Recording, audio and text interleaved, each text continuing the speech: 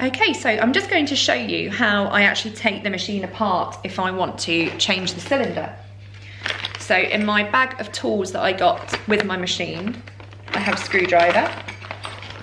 And if I just turn this around here, you can see possibly at the bottom just here, there's a screw. Let me just move the camera back a little bit so you can see.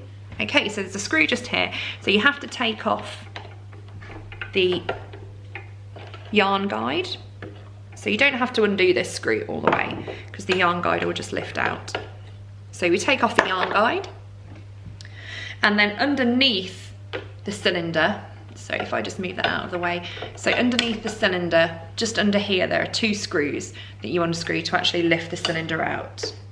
So I'm going to leave my needles in and use my little trick of putting a hair bobble around to stop the needles falling.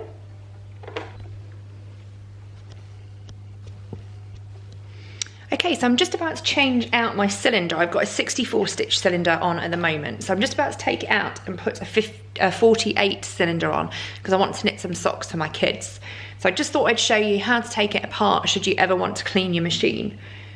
So on the yarn guide here, which is what is moved by the handle, there's a screw at the bottom. So you just unscrew that a little, you don't have to unscrew it all the way. And then the yarn guide will just lift out of place. So this is the yarn guide just here. Then, just here, there's like a V plate that moves your needles and a screw at the top which you adjust the tension with. You just unscrew that. And then that V plate will just lift out. There's also a spring on top of that. And then there's a little guide here as well, where it actually just stops everything moving around. So once you've done that, you can actually then release 2 screws that are underneath the cylinder. I've got the screwdriver here that I actually got with the machine. It's a double-ended screwdriver, so you just release it and undo the screws underneath.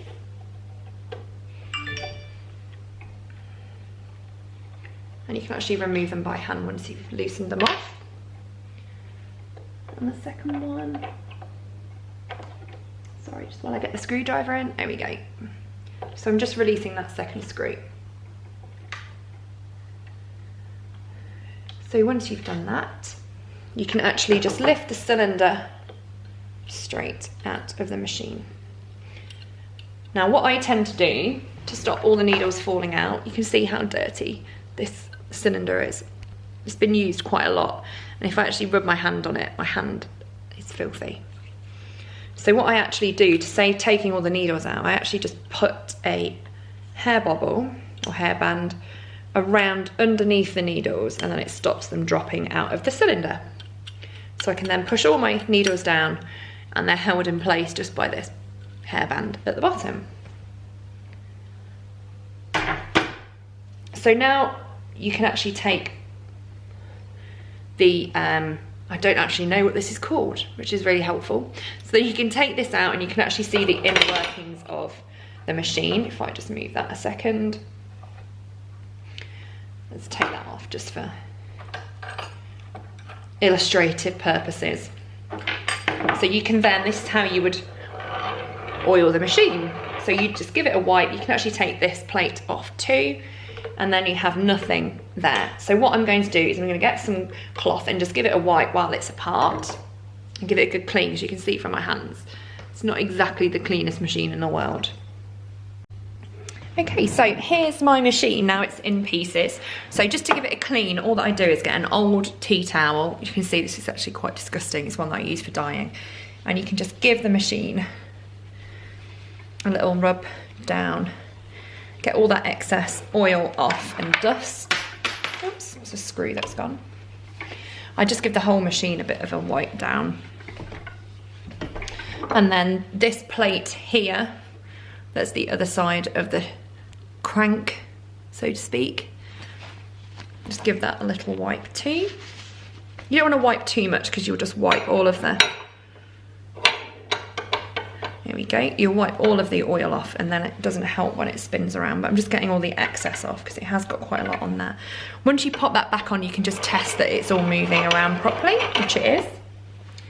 And then finally, pop this plate back on, which has got your yarn guide attachment and also the attachment for your ribber. So I'm just going to give that a quick wipe. I don't know whether you can see on here, it's actually got quite a lot of dust and grime on it. So I'm just going to give that a quick wipe down as well.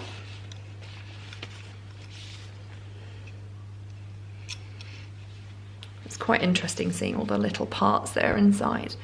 So you can see just in here, there's the little arms that actually, these move the needles up and down as they pass through the machine. So then you can pop that back on. And you can just check that it works both ways, which it does. It's got a nice free movement as well, it's not sticking anywhere. Let's just give that a wipe out in the center. You don't want too much oil because obviously you don't want it transferring to the project that you're working on. This is quite grimy, so I'm just going to give it a wipe around the edge. We don't want it too gunky. You can actually see how much dirt. Yes, I do use this for dyeing, but that is actually quite dirty.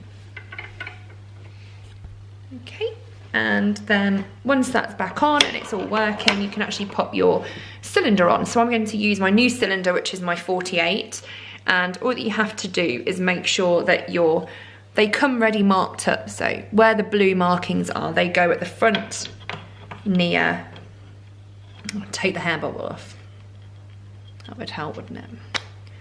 So take that off and then just pop the cylinder back in, and you can see all the needles have now popped up around the outside.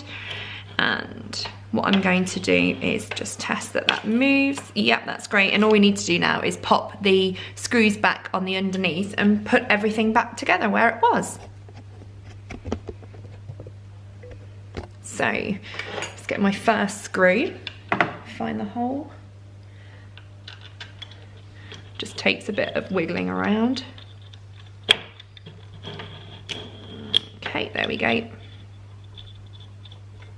So you want the blue marker, which is just here facing you, and the other screw I managed to drop on the floor.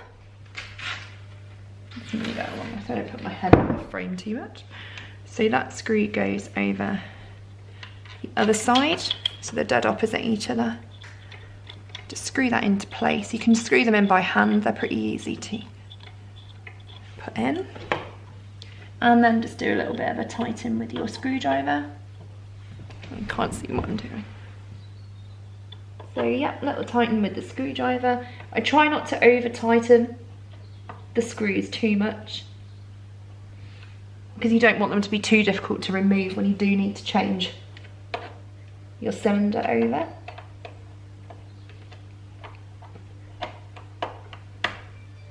Okay, so now that's back on, we need to put our V-plate back on.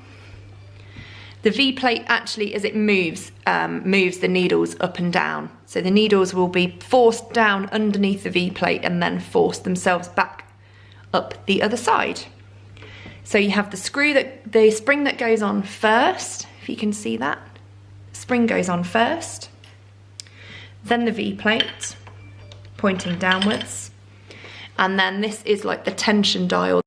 Okay, so the tension dial's back on. Just push down the V-plate and screw that back on.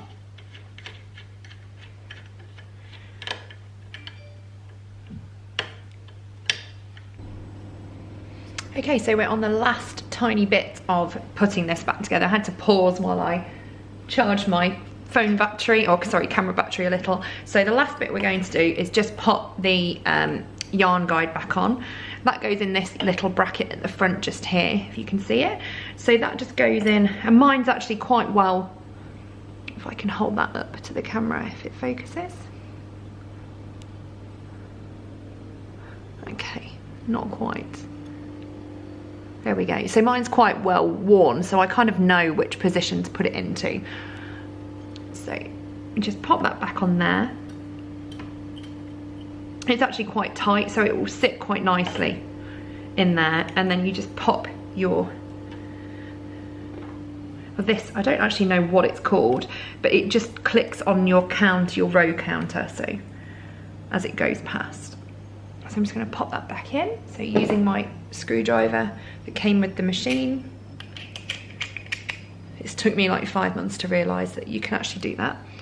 But never mind, what I'm going to do is take that off. I'm just going to screw this on a little bit and then pop my yarn guide back on and then tighten it up.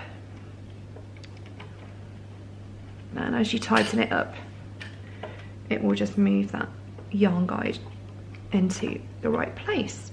So everything's on, more or less. And all we need to do now is, I'm going to lift all of my needles up using my crescent tool, because I just want to check that it's moving around okay. So you lift them up with this crescent tool here. Those are underneath there. So let's just lift all these up.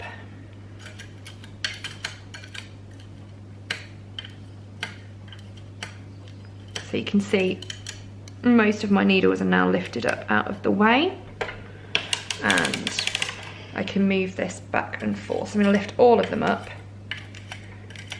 now that I've moved the yarn carrier out of the way, and you can see that that moves around no problem. It's clicking on my row counter just here that you can see in the back. Just here as it goes around you can see the little arm moving, so that's fine. So it's moving both ways. And now all we need to do is adjust the tension. So what I do to keep my V-plate in place, I've got a piece of folded card, because I've noticed my V-plate moves around a little bit. So I just pop a bit of card, whether you can see just here, there's like a tiny guide that moves and that actually puts tension or pressure onto the V-plate. I just have a bit of folded card that I pop in there just to hold that on, and it's a complete hack, but what that does is it stops the needles getting caught by the V-plate as they move around. So, and then everything's back as it should be. And all you do is just keep making sure that it's running quite nicely and smoothly. Sometimes you'll get little instances where the needles will catch. If that does happen, the way that I've found the best way of solving it is actually lifting up needles either side of the V-plate. So you can see the V-plate's just here, so I would lift needles either side and then move it back and forth just to free it up a little bit.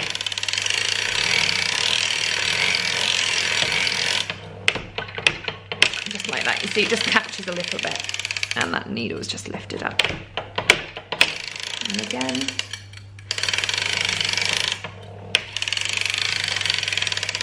And all that is caused by is that this V-plate moves a little bit. So, like I said, what I normally do is pop a little bit of folded card in between. There's like a little plate here that stops the V-plate from moving too much. And I just popped a bit of card in there just to place a tiny bit of pressure on that V-plate so it doesn't move quite as much. And hopefully,